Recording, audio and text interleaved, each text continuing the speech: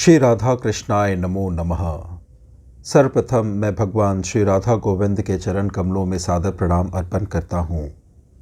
आप सभी भक्तजनों को भी सादर नमस्कार करता हूँ। श्री गर्ग संहिता से हम आज उस अति दिव्य लीला कथा का श्रवण करेंगे जो भगवान श्री राधा कृष्ण के भूतल पर प्रकट होने से पूर्व गोलोक धाम में घटित हुई थी। आज की कथा में हम भगवान श्री कृष्ण की तीसरी पत्नी श्री विरजा नदी के कथा का श्रवण करेंगे और जानेंगे कि किस प्रकार स्वयं अपने माता विरजा के श्राप से उनके 7 पुत्र पृथ्वी पर 7 समुद्र बनकर प्रतिष्ठित हो जाते हैं। साथ ही हम यह भी श्रवण करेंगे कि किस प्रकार श्री दामा पर रोष करने पर श्री राधा उन्हें राक्षस योनि में प्रकट होने का श्राप दे देती हैं और श्री राधा भी श्री राधा को भगवान श्री कृष्ण से पूरे 100 वर्षों के विरह योग का श्राप दे देते हैं। ये आज की कथा अति सुंदर और रोचक है। आग्रह है कि इसका श्रवण एकाग्रता और भक्ति भाव से करें। कथा इस प्रकार से प्रारंभ होती है। राजा बहुलाश ने पूछा, महामते देवर्षि नारद, आप परावर वेत्ताओं में श्रेष्ठ हैं, अतः यह बताइए कि अघासुर आदि दैत्यों की ज्योति तो भगवान श्री कृष्ण में प्रविष्ट हुई थी, परंतु शंखचूड़ का तेज श्री दामा में लीन हुआ, इसका क्या कारण है? अहो, श्री कृष्ण चंद्र का चरित्र अत्यंत अद्भुत है। नारद जी कहते हैं, महामते नरेश, यह पूर्व काल में घटित गोलोक का वृत्तांत है जिसे मैंने भगवान नारायण के मुख से सुना था। यह सर्व पापहारी पुण्य प्रसंग तुम मुझसे सुनो। श्री हरि की 3 पत्नियां हुई, श्री राधा, श्री विरजा और भूदेवी। इन तीनों में महात्मा श्री कृष्ण को श्री राधा ही अधिक प्रिय है। राजन, एक दिन भगवान श्री कृष्ण एकांत कुंज में कोटि चंद्रमाओं की सी कांति वाली तथा श्री राधिका का सदृश सुंदरी विरजा के साथ विहार कर रहे थे। सखी के मुख से यह सुनकर कि श्री कृष्ण मेरी सौत के साथ है, श्री राधा मन ही मन अत्यंत खिन्न हो उठी। सपत्नी के शौक से उनको दुख हुआ। तब भगवत प्रिया श्री राधा 100 योजन विस्तृत, 100 योजन ऊंचे और करोड़ों अश्वनियों से जुते कोटि सूर्य तुल्य कांतिमान रथ पर, जो करोड़ों पताकाओं और सुवर्ण कलशों से मंडित था तथा जिसमें विचित्र रंगे रत्नों, सुवर्ण और मोतियों की लड़ियां लटक रही थी, आरूढ़ हो 10 अरब वस्त्र धारिणी सखियों के साथ तत्काल श्री हरि को देखने के लिए गई। उस निकुंज के द्वार पर श्री हरि के द्वारा नियुक्त महाबली श्री दामा पहरा दे रहे थे। उसे देखकर श्री राधा ने बहुत फटकारा और सखी जनों द्वारा बेत से पिटवाकर सहसा कुंज द्वार के भीतर जाने को उद्यत हुई। सखियों का कोलाहल सुनकर श्रीहरि वहां से अंतर्धान हो गए। श्री राधा के भय से विरजा सहसा नदी के रूप में परिणत हो कोटि योजन विस्तृत गोलोक धाम में उसके चारों ओर प्रवाहित होने लगी। जैसे समुद्र इस भूतल को घेरे हुए हैं, उसी प्रकार विरजा नदी सहसा गोलोक को अपने घेरे में लेकर बहने लगी। रत्नमय पुष्पों से विचित्र अंगों वाली वह नदी विविध प्रकार की फूलों से छाप से अंकित उष्णीष वस्त्र की भांति शोभा पाने लगी। श्री हरि चले गए और विरजा नदी रूप में परिणत हो गई। यह देख राधिका अपने कुंज को लौट गई। नृपेश्वर, तदंतर नदी रूप में परिणत हुई विरजा को श्री कृष्ण ने शीघ्र ही अपने वर के प्रभाव से मूर्तिमती एवं विमल वस्त्राभूषणों से विभूषित दिव्य नारी बना दिया। इसके बाद वे विरजा तटवर्ती वन में वृंदावन के निकुंज में विरजा के साथ स्वयं रास करने लगे। श्री कृष्ण के तेज से विरजा के गर्भ से 7 पुत्र हुए। वे 7 शिशु अपनी बाल क्रीड़ा से निकुंज की शोभा बढ़ाने लगे। एक दिन उन बालकों में झगड़ा हुआ। उनमें जो बड़े थे उन सब ने मिलकर छोटे को मारा।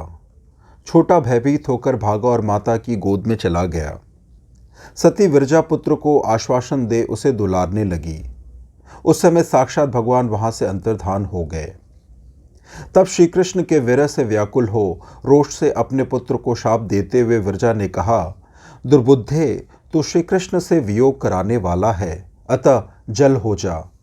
तेरा जल मनुष्य कभी ना पिए। फिर उसने बड़ों को भी शाप देते हुए कहा, तुम सब के सब झगड़ालू हो, अतः पृथ्वी पर जाओ और वहां जल होकर रहो। तुम सबकी पृथक पृथक गति होगी, एक दूसरे से कभी मिल ना सकोगे। सदा ही प्रलय काल में ही तुम्हारा नैमित्तिक मिलन होगा।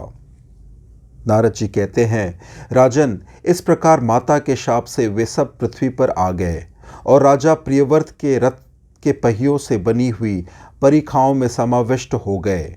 खारा जल, इक्षुरस, मदिरा, धृत, दधी, क्षीर तथा शुद्ध जल के वे 7 सागर हो गए। राजन, वे 7 समुद्र अशोभ्य तथा दुर्लभ हैं। उनके भीतर प्रवेश करना अत्यंत कठिन है। वे बहुत ही गहरे तथा लाख योजन से लेकर क्रमश द्विगुण विस्तार वाले होकर पृथक पृथक द्वीपों में स्थित है। पुत्रों के चले जाने पर विरजा उनके स्नेह से अत्यंत व्याकुल हो उठी। तब अपने उस विरहिणी प्रिया के पास आकर श्री कृष्ण ने वर दिया, हे भीरू, तुम्हारा कभी मुझसे वियोग नहीं होगा। तुम अपने तेज से सदैव पुत्रों की रक्षा करती रहोगी। विदेहराज तदंतर श्री राधा को विरह दुख से व्यथित जान श्याम सुंदर श्री हरि स्वयं श्री दामा के साथ उनके निकुंज में आए। निकुंज के द्वार पर सखा के साथ आए हुए प्राण वल्लभ की ओर देखकर राधा मानवती हो उनसे इस प्रकार बोली। श्री राधा ने कहा, हरे, वहीं चले जाओ जहां तुम्हारा नया नेह जुड़ा है। विरजा तो नदी हो गई, अब तुम्हें उसके साथ नद हो जाना चाहिए। जाओ, उसी के कुंज में रहो। मुझसे तुम्हारा क्या मतलब है? नारद जी कहते हैं, राजन, ये सुनकर भगवान विरजा के निकुंज में चले गए। तब श्री कृष्ण के मित्र श्री दामा ने राधा से रोषपूर्वक कहा। श्री दामा बोले, राधे, श्री कृष्ण साक्षात परिपूर्णतम भगवान हैं। वे स्वयं असंख्य ब्रह्मांडों के अधिपति और गोलोक के स्वामी के रूप में विराजमान है। परात्पर श्री कृष्ण तुम जैसी करोड़ों शक्तियों को बना सकते हैं, उनकी तुम निंदा करती हो? ऐसा मान ना करो, ना करो। श्री राधा बोली, ओ मूर्ख, तू पिता की स्तुति करके मुझ माता की निंदा करता है।